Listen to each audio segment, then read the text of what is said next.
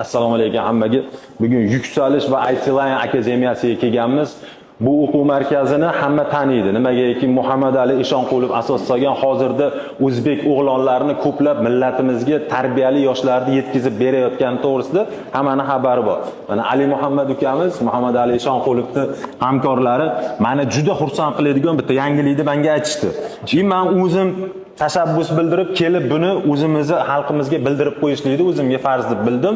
Chunki bu Yuksalish IT akademiyasi o'zini maktabiga asos solyapti. Bunda o'zbekona qadriyatlarimizga, ingliz tiliga, ITga ixtisoslashgan chuqur yo'nalishda mutaxassislar yetishtirib chiqariladi. O'zingiz tushuntirib bersangiz, hozir qanaqangi ustunliklarga ega bizning IT Line maktabimiz? Roshan aka, rahmat kelganingiz uchun, tavsiya uchun. Avvalo bu IT Line xususiy maktabi aytilganidek IT ga, ingliz tiliga, matematikaga ixtisoslashgan. Ya'ni chuqurlashtirib o'rgatiladi.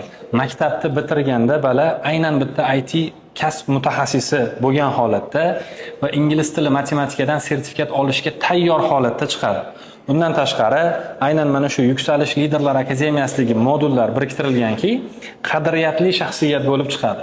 Nafaqat mutaxassis, balki odobi, axloqi, qadriyati bilan ajrab turadigan liderlik ko'nikmalariga ega avlodlarni tarbiyalashni niyat qilganmiz aka. Aynan sizning ham yo'nalishingiz o'sha yigitlarda xarakterini shakllantirishga qaratilgan-ku. Shu narsa bor bizda. Siz o'zingiz ham Xudo xolasa birinchi sizlarni o'quvchilaring meni o'g'lim bo'ladi. Qalaman, o'zim yozdirib qo'yaman. Imronbekni Xudo xolasa 5-sinfdan o'qitib berasiz. Bitta narsada olimning nomi esimda yo'q, lekin chiroyli gap aytgan.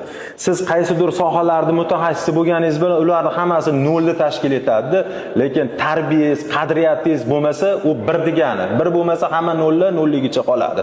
Meni eng xursand qilgani ota-onaga, jamiyatda o'zini erkin fikrini bildirishga, mana shu birinchi o'rinda tarbiyani o'zlariga muhim qilib olganlari uchun men bu Yuksalish o'quv markazini juda qattiq hurmat qilaman.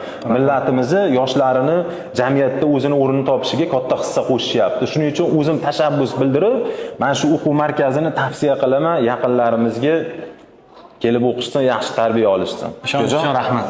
Xursand bo'ldim.